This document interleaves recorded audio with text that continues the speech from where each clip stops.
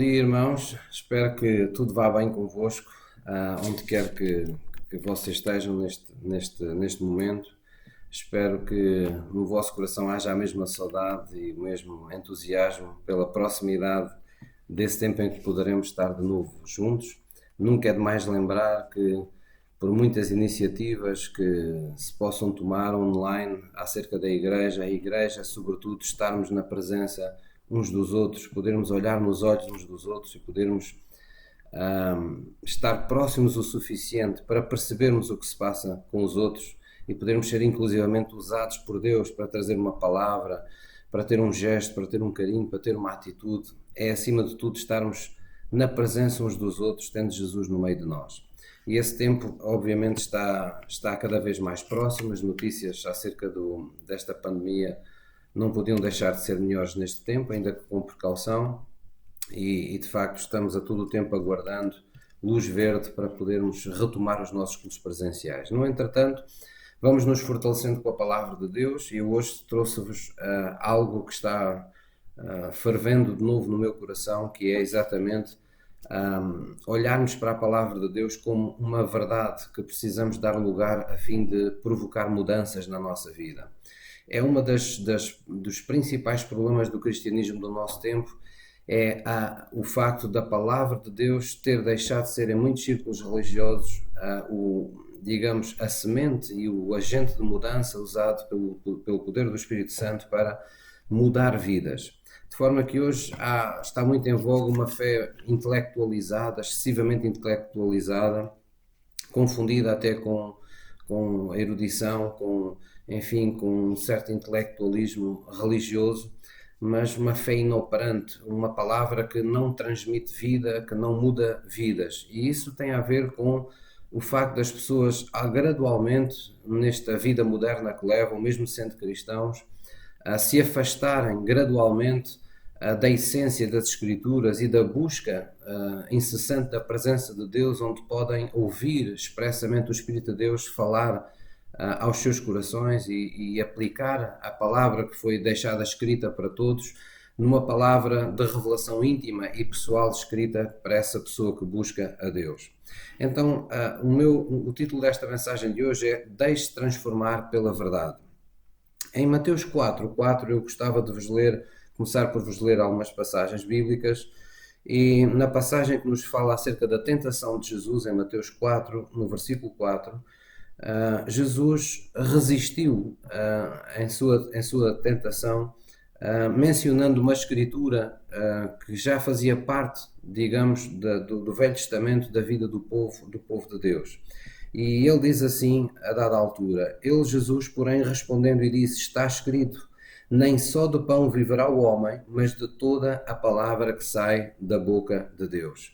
Esta tem que ser uma certeza para si e para mim, de que dê as voltas que derem a nossa vida, a civilização, os tempos que vivemos, as modernices, as modas, haja o que houver, nós não fomos criados para viver apenas do alimento do corpo, nós fomos criados para viver do alimento espiritual. Sobretudo, quando eu digo nós, falo daquelas pessoas que, como você e como eu, já reconhecemos que Jesus Cristo veio para nos salvar, já entregamos o nosso coração a Ele, já nos convertemos a Jesus Cristo e sabemos que agora somos uma nova criatura. Sabemos que agora Deus nos preparou um alimento especial para uma vida espiritual, que Deus quer que floresça, que cresça como uma nova planta, com um vigor que nos faça esquecer a velha plantação que já fomos nesta terra. Então é importante reconhecermos isso, que Deus tem uma vida extraordinária para todo o cristão. Uma vida fora do comum, uma vida vivida segundo o poder do amor de Deus, segundo o poder da fé, segundo o poder das Escrituras, segundo uma comunhão viva e genuína com a pessoa do Espírito Santo. E, portanto, no nosso encalço, no plano para a nossa vida, Deus tem uma vida dirigida em tudo pelo Espírito Santo. Então, porque Deus é um Deus sobrenatural, devemos esperar de uma forma natural ter uma vida sobrenatural com Deus. Devemos esperar resoluções sobrenaturais das situações do nosso cotidiano e das questões de fundo que dizem respeito à nossa vida. Outra passagem bíblica que também nos lembra isso foi uma oração que ficou conhecida em João 17, de Jesus, quando ele orou acerca dos seus discípulos, como se fosse uma oração de despedida, uma oração que Jesus quis fazer de forma audível para que toda a gente, e em particular os discípulos, ouvissem as palavras que ele dirigia a Deus. E é uma oração maravilhosa de amor de Deus, onde, em João 17, onde Jesus está permanentemente orando ao Pai pelos seus discípulos, para que todos sejam um, não é? Que o Pai seja como o Pai é um com Jesus, que aconteça isso entre Jesus também e os discípulos e o próprio Pai. E a dada altura Jesus faz este pedido, em João 17:17 diz assim: Senhor, querido Pai, santifica-os na tua verdade, santifica-os na tua verdade. E depois diz: a tua palavra, ela é a verdade. A tua palavra é a verdade. Na verdade, o que Jesus nos está aqui, passa a redundância, o que Jesus está aqui a pedir a Deus Pai é que Deus nos separe cada vez mais do mundo e nos torne cada vez mais seus por meio da revelação da sua palavra, ou por meio da palavra que vem diretamente de Deus para nós. Recordando aquilo que há pouco lemos naquela passagem da tentação de Jesus, Deus quer que você viva não só da comida do seu corpo, mas que você passe a ter uma vida predominante em si, uma vida chamada espiritual, que advém de toda a palavra que sai da boca de Deus. Essa palavra de Deus, ela é comparável a uma semente, e tal como uma semente que nós por vezes temos connosco e que parece uma coisa seca, parece que não está lá nada, quando colocada no solo, sabemos que a semente transporta em si mesmo toda a vida que está no ADN daquela semente, toda a natureza daquela cultura está ali dentro daquela semente. Aquela semente tem dentro dela tudo aquilo que precisa para reproduzir de novo a vida daquele tipo de cultura. Então o mesmo acontece connosco, nós somos filhos de Deus, nós temos a natureza de Deus e é preciso entregar a vida a Cristo e depois é preciso permanecer em Cristo. E permanecer em Cristo passa por nós aprendermos a nos alimentar regularmente e prioritariamente desta nova comida espiritual que nós temos, que não parece, que não é destruída, mas que prevalece para a eternidade connosco, que é a palavra de Deus. Então, em todo o tempo, Deus quer substituir todas as mentiras, todos os enganos, todos os falsos conceitos que foram, digamos, ficando dentro de nós, ocultos no nosso entendimento, nos nossos pensamentos, escondidos atrás dos nossos comportamentos, das nossas atitudes, da maneira como nos vemos, como vivemos, e que nos foram incutidas não porque nós fôssemos más pessoas, mas simplesmente porque construímos a nossa vida baseada nessa ausência de Deus. E quando construímos qualquer coisa pondo Deus de parte, nunca é bem construída. Então Deus quer remover da nossa alma, dos nossos pensamentos, dos nossos sentimentos, da nossa própria vontade,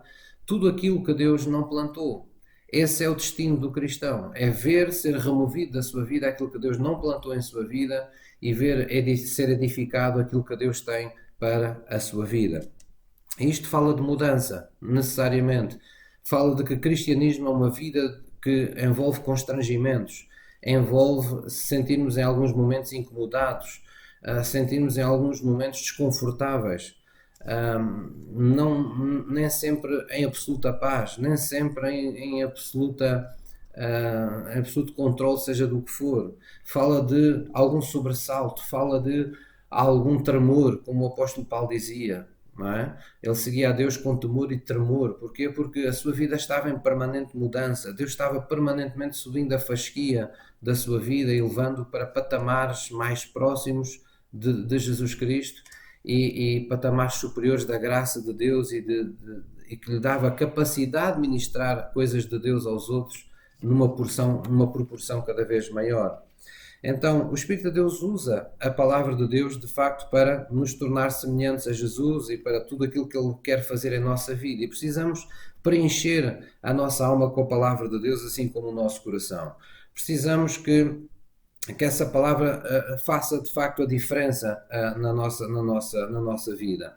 Ela é, na verdade, como Jesus disse, Espírito e vida. Quando damos lugar à palavra de Deus revelada no nosso coração, o Espírito de Deus move-se na nossa vida. A vida de Deus acontece multiplica-se em nossa vida. Então, santificação sempre exige revelação. E nesta frase nós acabamos de ler, vemos isto: Senhor, querido Pai, santifica-os na verdade, a tua palavra, ela é a verdade. Então, santificação exige revelação, exige receber da pessoa do Espírito Santo revelação acerca das coisas celestiais, acerca da vida espiritual que Deus tem para nós, acerca das coisas boas nas quais Deus nos quer envolvidos. Então devemos ter esta expectativa e viver o nosso cristianismo nesta expectativa de que quando Deus nos fala alguma coisa, coisas vão mudar na nossa vida. Da mesma forma que aconteceu a criação. Deus falava e o Espírito de Deus materializava e realidades materiais aconteciam nesta terra. Então devemos esperar que quando Deus fala algo para nós, Deus quer a mudança da nossa vida e devemos esperar de facto que a nossa vida mude. Então, nós precisamos de receber a palavra de Deus dessa forma, como a semente, e precisamos de viver genuinamente na companhia desse agente de mudança que é o Espírito Santo de Deus. Alguém que está na nossa vida para pegar nessa semente, pegar nessa palavra e ir moldando, ir modificando a nossa vida, usando as palavras de Jesus, santificando-nos na verdade. Ou seja, agora que estamos em Cristo, é preciso ir tirando aos poucos o mundo, que o mundo deixou de mal dentro de nós, e ir cultivando a grande sementeira que Deus quer que seja cultivada no nosso caráter, na nossa vida, as coisas boas que Deus nos quer revelar a fim de ministrarmos aos outros, vivemos ao fim e ao cabo uma vida que agrada a Deus. Então, a palavra de Deus é muito mais do que esse manual de doutrinas que estamos habituados a ouvir. Ela gera vida, ela cria fé. A palavra de Deus, ela deve ser verdadeiramente algo que afugenta o mal das nossas vidas. É assim que a Bíblia nos revela. Deve ser algo que nós permitimos que realize coisas maiores na nossa vida. Curas acontecem, feridas são saradas por causa da palavra, o nosso caráter é edificado por causa da palavra, enchemos de esperança. A palavra de Deus, ela liberta o poder de Deus, a unção de Deus sobre a nossa vida, ela tem capacidade inclusive de limpar a nossa mente como uma água que nos purifica. E é por isso que sem digamos, surpresas, nós podemos ver declarações como esta de Jó. Em Jó 23:12, a dada altura, o Jó diz assim: eis que... onde é que está? Está aqui. Jó, falando acerca do seu relacionamento com Deus, ele diz, no versículo 11: nas suas pisadas os meus pés se afirmaram, guardei o seu caminho e não me desviei dele. Depois no versículo 12 diz, do preceito dos seus lábios, quer dizer, daquilo que Deus me tem falado ao longo da minha vida, eu nunca me afastei, e as palavras da sua boca guardei mais do que a minha porção.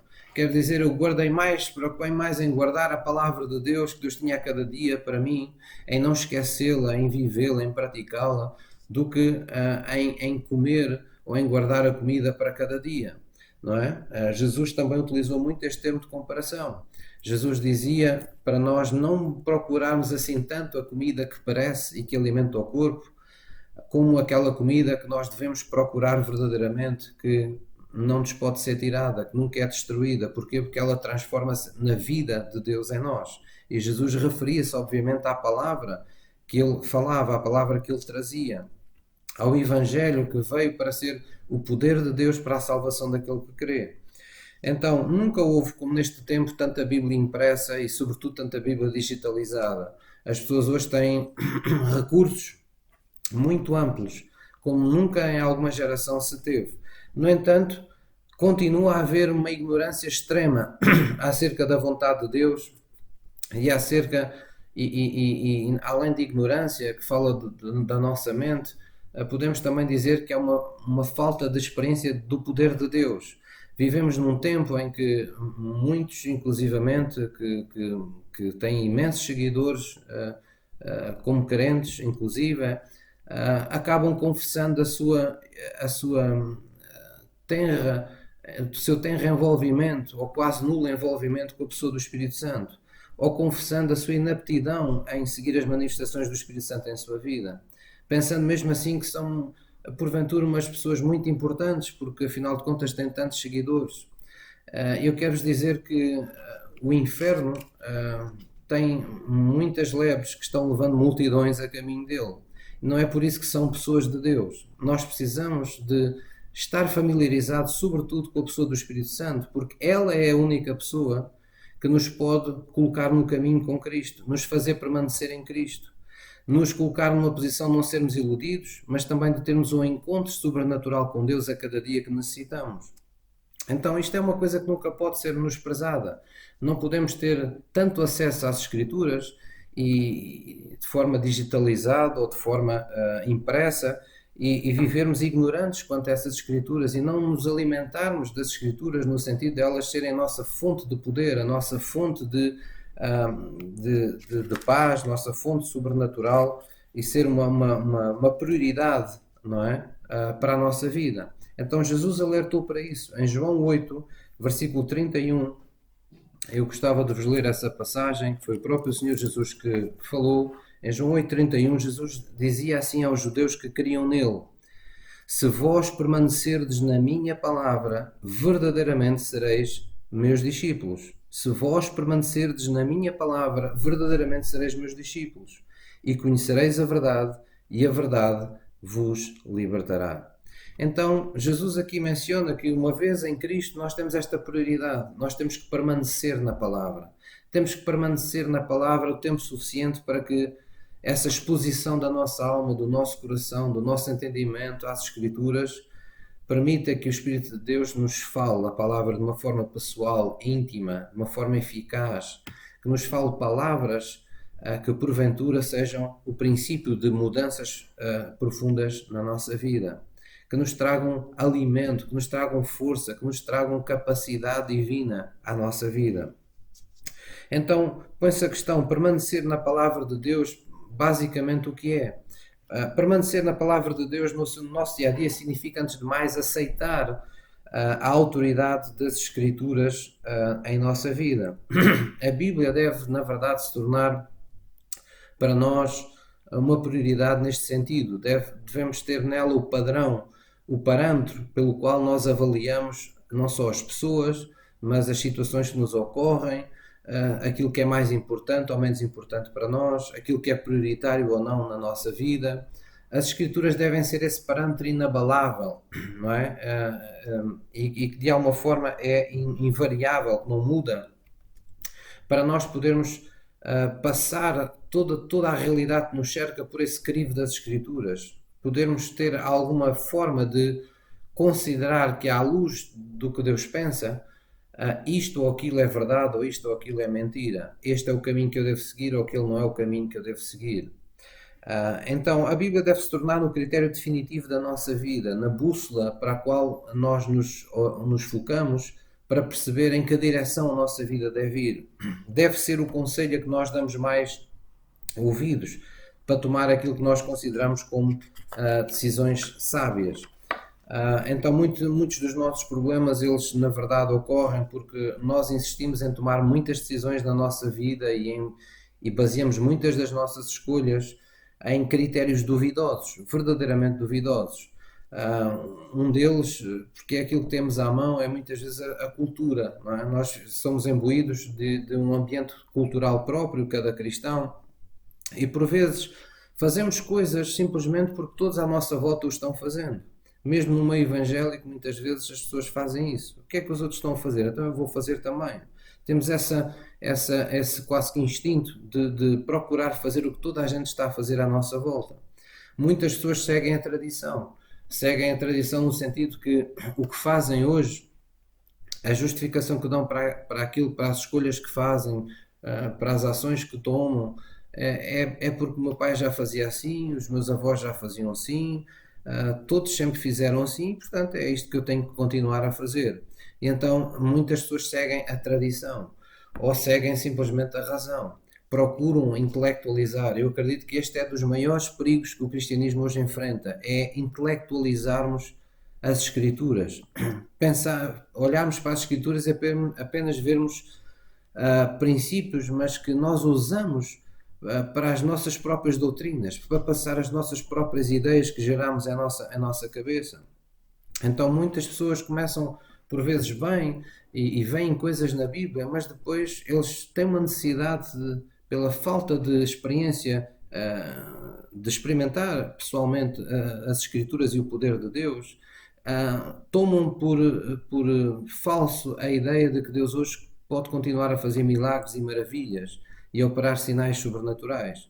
Então, a falta desse sobrenatural na sua vida faz com que eles se decidam por intelectualizar as Escrituras. Então, toda a gente está sempre de acordo com as suas ideias, nada mexe demasiado com as pessoas, nada traz desconforto às pessoas, nada traz desafios às pessoas, e acima de tudo, ninguém se sente nem a sua vida mudar, nem se sente desafiado por Deus, porque na verdade tudo não passa de uma intelectualização das Escrituras, uma racionalização das Escrituras. É como se as Escrituras, para serem aprovadas, tivessem que fazer lógica na nossa mente, em tudo aquilo que elas dizem.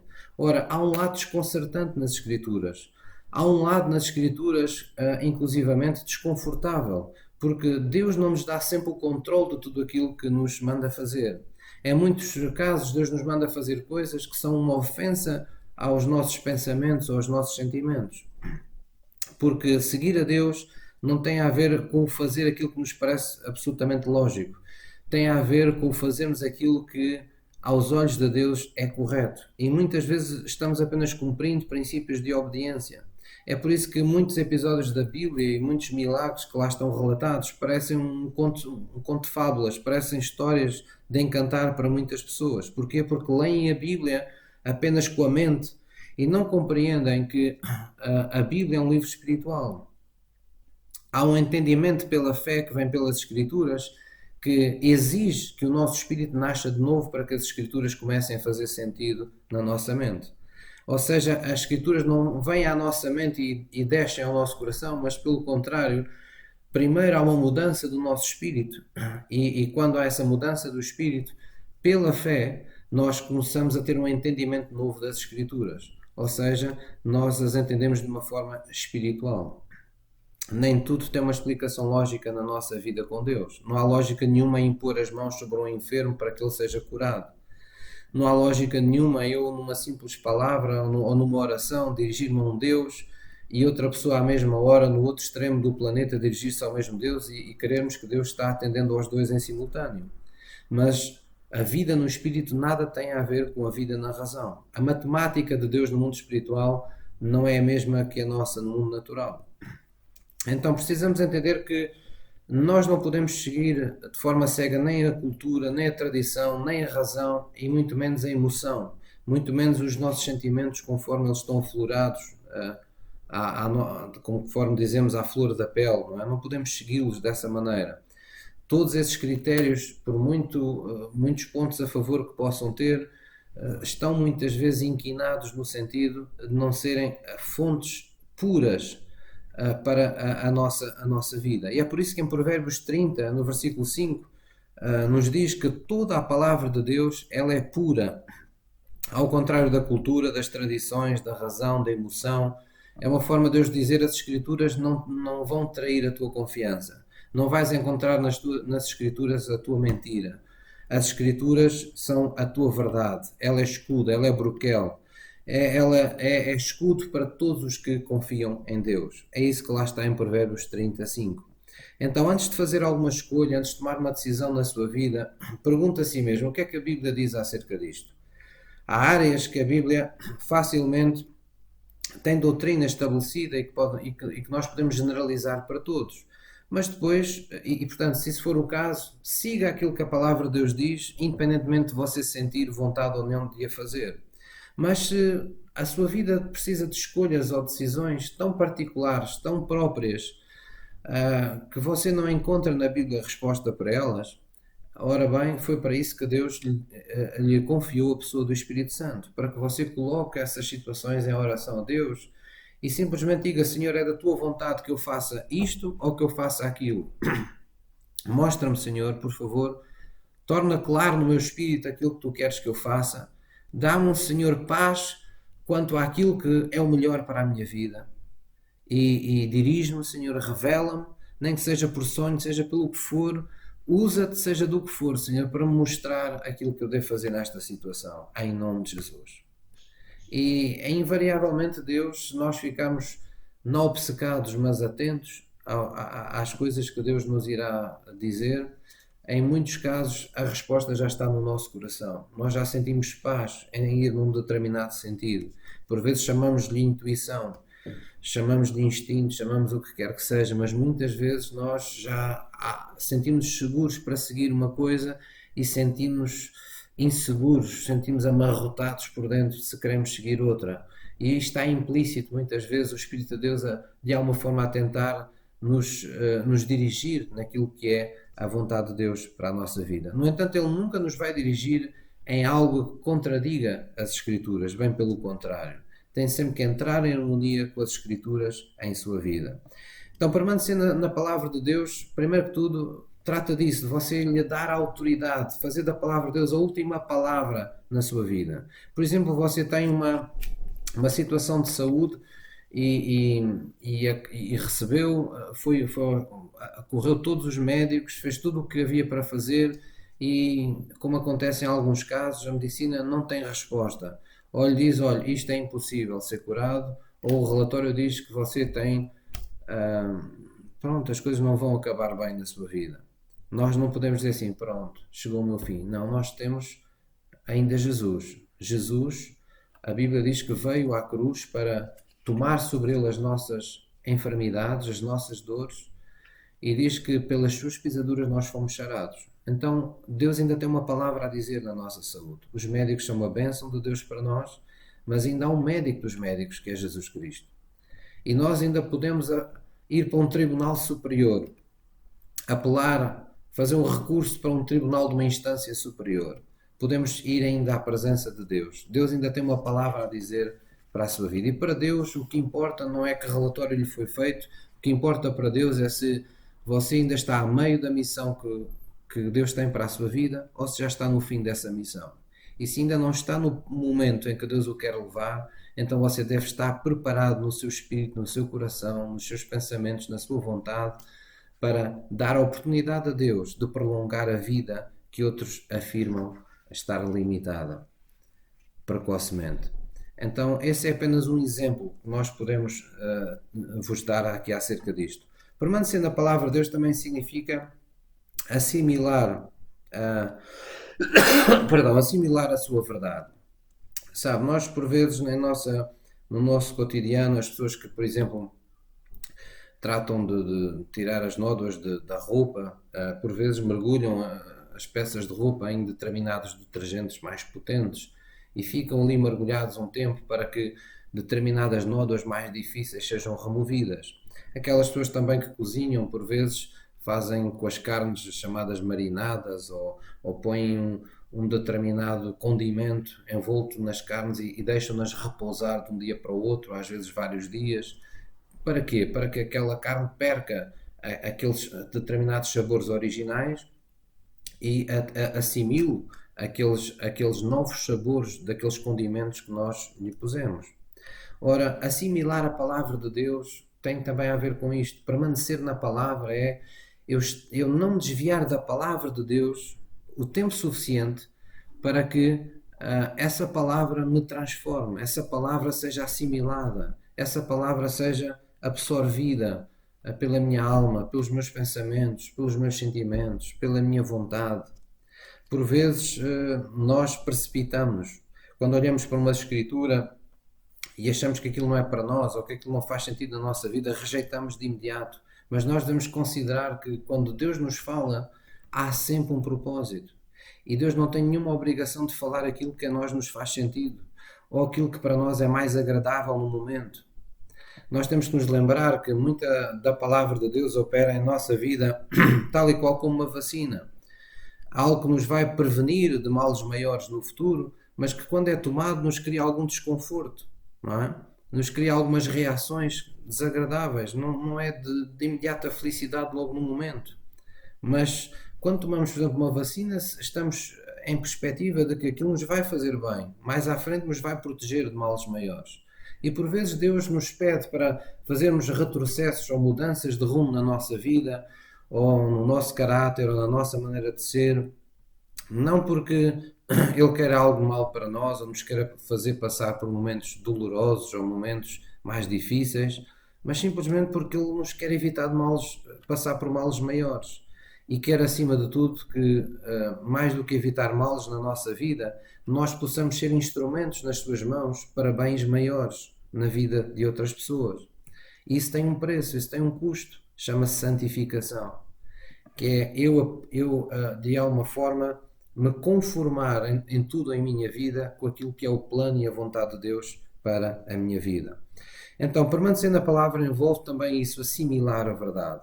E por último, não basta nós darmos à palavra a autoridade final ou assimilarmos, darmos tempo para que a palavra seja assimilada, mas precisamos, acima de tudo, de aplicar esses princípios que nos foram assimilados, não é? Porque se nós temos ótimos estudos e assistimos a grandes cultos, participamos de cultos maravilhosos, mas andamos de culto em culto, ouvindo a palavra como quem come uma peça de fruta e seguimos para a frente, e já nos esquecemos do que ouvimos antes, recebemos essa palavra de Deus de uma forma com superfluidade, malícia, vamos dizer assim, de uma forma como se fosse uma coisa desconsiderada. Uma coisa é agradável, é bom, agora vou buscar mais aqui, mais ali, mais aquele outro. Não temos aquele compromisso de fazer alguma coisa com aquilo que ouvimos. Então a palavra não nos vai servir de muito ou de nada. Porque tem que haver coerência. Quando nós procuramos Deus e as Escrituras, nós estamos procurando alguém que é Senhor da nossa vida. Estamos procurando a vontade de Deus. Não há mais nenhuma outra vontade para além dessa, que seja melhor para nós. Então, quando Deus nos envia uma palavra, Ele requer toda a nossa atenção para ela. Porque quando Ele fala, Ele gosta de ser ouvido. Quando Ele nos dá uma instrução, Ele gosta de ser obedecido. Não é apenas porque Ele gosta, mas é porque Ele tudo o que faz é pensando no melhor para nós e no amor que nos tem. Então é muito importante nós nunca nos esquecermos disso. É normalmente aqui que temos os maiores combates. É no esquecimento, é no protelar, no deixar para mais tarde o praticar de algum princípio bíblico que nos parece incómodo. Eu sei que tenho que fazer isto na minha vida, mas tenho que fazer isto depois, isto agora não é bem a melhor altura, isto vai-me arranjar problemas, mas depois se falar com fulano e com fulano, isto depois vai... Enfim, parece-nos doloroso, parece-nos difícil, parece muitas vezes que nos vai dar trabalho a mais, mas essa aplicação pessoal das Escrituras tem necessariamente que ser feita, porque senão não há mudanças na nossa vida atribuíveis a Deus. Há sempre um preço para tudo aquilo que Deus quer fazer em nossa vida, e nós temos que tentar perceber em cada momento o que é que o Espírito de Deus quer fazer connosco, porque é Ele que está a liderar o processo da nossa vida. Ninguém entra e vive no plano de Deus ou permanece na palavra de Deus por autorrecriação. Há sempre o ministério do Espírito Santo envolvido. E não somos nós que dizemos ao Espírito de Deus o que é que Ele deve fazer. Somos nós que temos que seguir o que Ele quer que nós façamos em nossa vida. Então, não deixe para mais tarde o que Deus quer fazer hoje na sua vida. Não se sinta intimidado com o facto de, ao se expor às Escrituras, sentir-se por vezes desnudado, sentir que as suas motivações reais lhe são expostas, sentir que de alguma forma as suas faltas são apontadas de forma nua e crua ao seu entendimento, reveladas ao seu entendimento quando você está em exposição com as Escrituras. Esse sentimento de desconforto, de às vezes percebermos que a nossa vida está mais longe do que deveria estar, que parece que ainda há tanto mais para fazer do que o que eu pensava que havia, não nos deve fazer desfalecer nem desanimar. Pelo contrário, sempre que Deus nos revela alguma coisa, é porque Ele está na disposição de nos acompanhar nesse processo de mudança e de deixar a nossa vida num patamar melhor do que aquilo que ela verdadeiramente estava. Então, por muito dolorosa que seja a seguir uma determinada revelação que se tornou verdade para a sua vida, lembre-se que é sempre preferível a dor de seguir a verdade do que a dor de fazer de conta que uma mentira é verdade em sua vida. Nunca se esqueça disso. A Bíblia garante-nos isso em Hebreus 12, versículo 11, por exemplo. Há uma passagem que nos fala um pouco acerca disto, e diz assim no versículo 11: na verdade, toda a correção de Deus para nós no presente não parece ser de gozo, senão de tristeza, mas depois produz um fruto pacífico de justiça nos exercitados por ela. Portanto, tornai a levantar as mãos cansadas e os joelhos desconjuntados, e fazei veredas direitas para os vossos pés, para que o que manqueja não se desvie inteiramente, mas antes seja curado. Segui, pois, a paz com todos e a santificação, sem a qual ninguém verá o Senhor. Amém? Então, é esta a palavra que eu vos quero deixar. A um grande homem de Deus, chamado Moody, um dia disse que a Bíblia não nos foi dada para aumentar o nosso conhecimento, mas para mudar a nossa vida. Então não se esqueça, deixe-se mudar pela verdade, comprometa-se em ter o seu tempo com as Escrituras, e quando eu digo isto não falo necessariamente de ouvir mensagens como esta. É importante ouvirmos homens de Deus, mas é importante você estar a sós com as Escrituras, ter um momento em que o Espírito de Deus possa chamá-lo à responsabilidade e lhe possa revelar coisas acerca das quais você possa ter as suas notas pessoais, possa fazer as suas orações pessoais acerca de coisas que precisam mudar em sua vida. Lembre-se que todas as fraquezas da sua vida com as quais você não lida hoje, elas vão acabar por lidar consigo mais à frente, vão lhe causar problemas com consequências muito mais gravosas. Então, deixe que o Espírito de Deus seja Ele a levantar esses véus, não é? A levantar essas pontas do tapete onde poeira foi escondida, e vá removendo essa poeira que Deus não quer escondida em sua vida.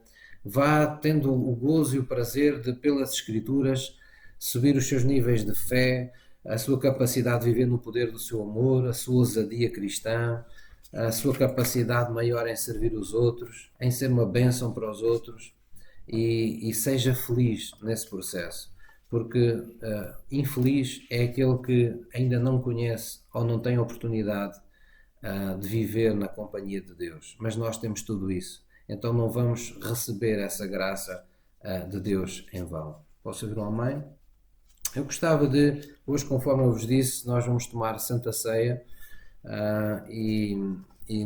eu tenho aqui os elementos com os quais vou tomar Santa Ceia.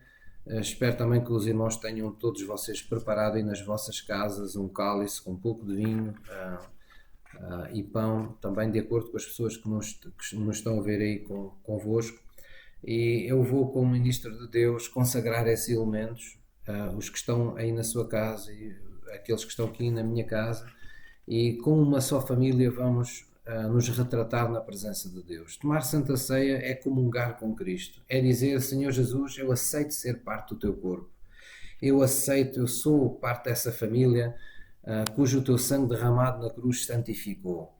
Eu aceito viver pela tua palavra, alimentar-me de toda a palavra que vem da boca de Deus, porque ao tomar este pão, eu estou comendo uma parte de ti mesmo, Jesus. Eu estou tomando uma parte do teu corpo sobre a minha vida.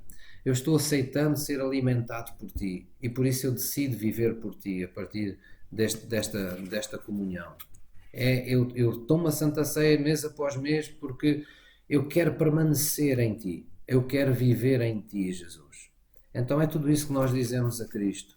E apenas o respeito e a reverência e a santidade de Deus nos exigem que possamos de alguma forma renovar os nossos votos de salvação antes de o fazer. Então eu gostava que baixássemos a nossa cabeça em reverência diante de Deus e que orássemos juntos a fim de preparar o nosso coração para este momento importante na presença de Deus. E vamos dizer assim juntos: querido Deus, eu venho a ti no nome de Jesus. Eu reconheço que Jesus morreu por mim na cruz do Calvário para me dar vida e vida com abundância, para me apresentar santo, justo e irrepreensível diante de Ti como uma nova criatura, como um filho de Deus. Senhor Jesus, eu me arrependo dos meus pecados hoje. Eu Te recebo como o meu Senhor e o meu Salvador.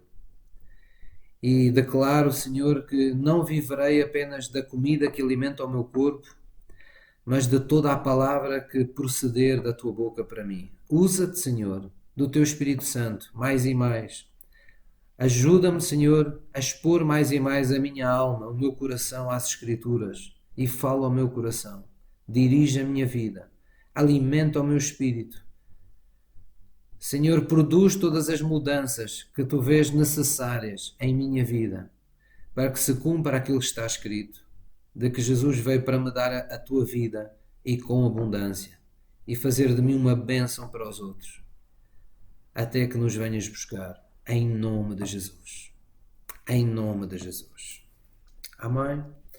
Eu gostava então que vocês aí em casa colocassem os vossos elementos numa posição como que apresentando-os diante de Deus. Eu vou orar por eles. Querido Deus e Pai, é no nome de Jesus que eu Te apresento estes elementos da Santa Ceia que estão na minha mão e nas mãos de todos os Teus filhos desta congregação sobre a qual Tu me colocaste como pastor.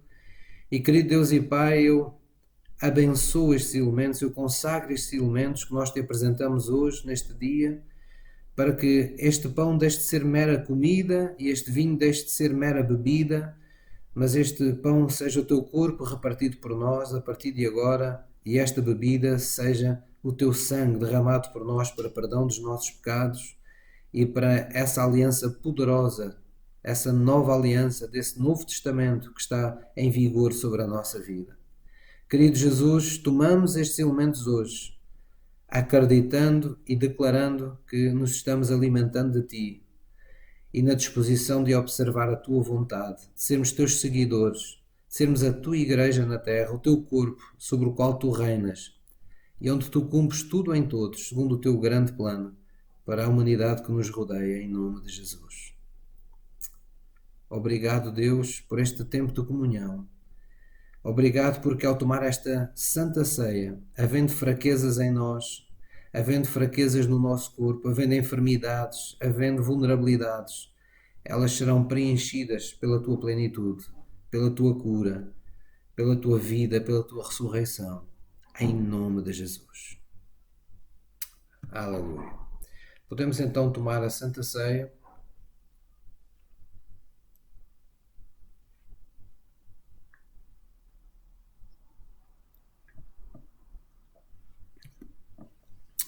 Glória a Jesus. Glória a Deus. Obrigado, Pai. Nós sabemos que estamos em Ti, Jesus. E sabemos que em Ti podemos todas as coisas que nos mandas fazer. Em nome de Jesus. Em nome de Jesus. Glória a Deus. Irmãos, depois desta Santa Ceia, nós certamente eu já conto que a próxima Santa Ceia possamos tomá-la juntos na nossa igreja, num culto presencial. Contudo, eu queria relembrar aos irmãos que devemos manter o contacto uns com os outros, devemos se alguém não tem sido contactado ou por mim ou por algum irmão de forma tão breve quanto gostaria, tome você mesmo a iniciativa. Isso tem acontecido, tem havido semanas em que eu ligo para uns irmãos, em que irmãos ligam para mim. Portanto, vamos nos manter em contacto. Aqui não se trata apenas de hierarquias, aqui trata-se acima de tudo de uma família, e nós temos que de facto nos inteirar da vida uns dos outros e estarmos próximos uns dos outros nas nossas orações, no nosso coração, e guardar essa união preciosa que Deus nos deu e essa pertença maravilhosa que Deus nos deu da vida uns dos outros. Queria também agradecer aos irmãos, aqueles que não se têm esquecido, não só durante o mês, mas no início de cada mês, de honrar a Deus com as vossas ofertas e primícias, primeiros frutos da vossa vida financeira. pois é muito importante, não apenas para que a Igreja mantenha um bom testemunho naquilo que são as suas responsabilidades perante o mundo, mas também para que nós continuemos a ser um povo que vive em aliança com Deus, que santificamos tudo aquilo que fica nas nossas mãos com aquilo que consagramos a Deus. Vamos continuar a fazê-lo e vamos, na verdade, viver com expectativa estes próximos dias, pois eu acredito que não demorará muito que nós vamos poder voltar a estar juntos na casa de Deus. Deus vos abençoe e qualquer coisa, não se esqueçam, vamos nos ligar, vamos nos cobrir em oração, vamos permanecer na palavra de Deus. Amém?